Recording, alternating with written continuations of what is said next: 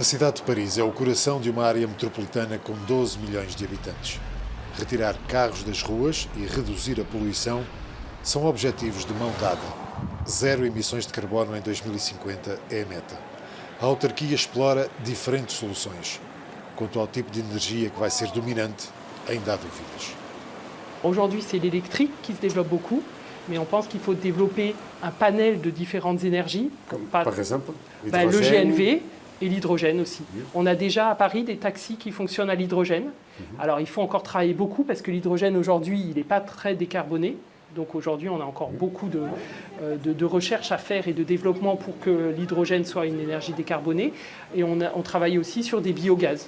On pense que c'est important d'essayer d'avoir différents types d'énergie.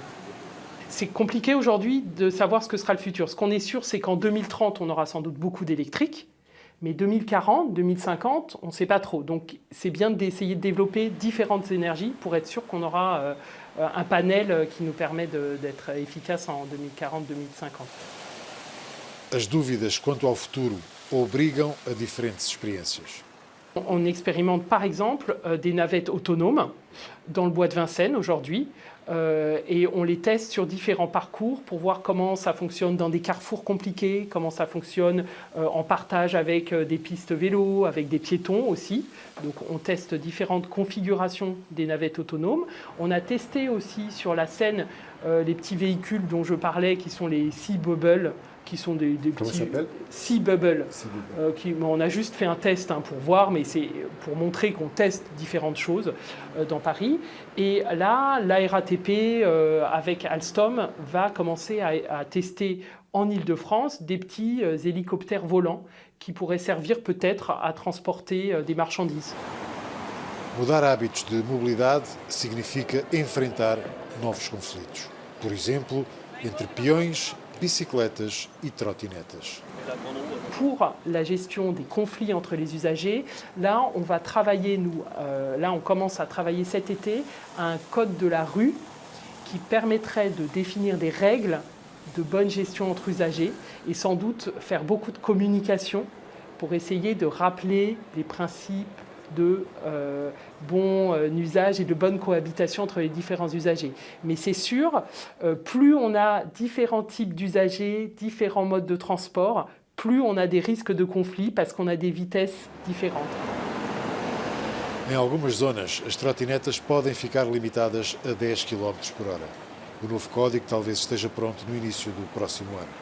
Há também preocupações a curto prazo para necessidades mais imediatas.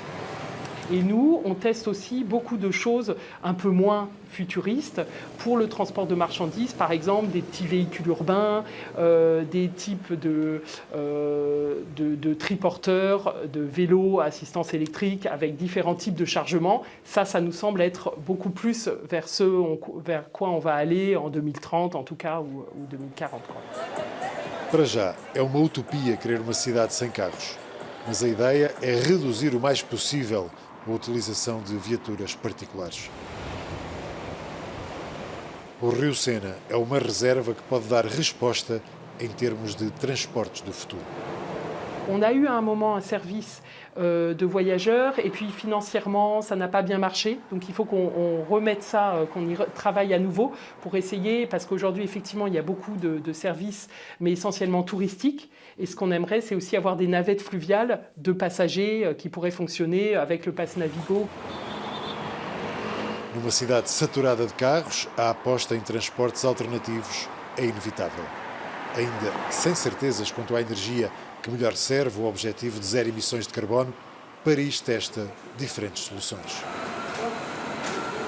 Jaime Guilherme, José Manuel Rosendo, RTP, Paris.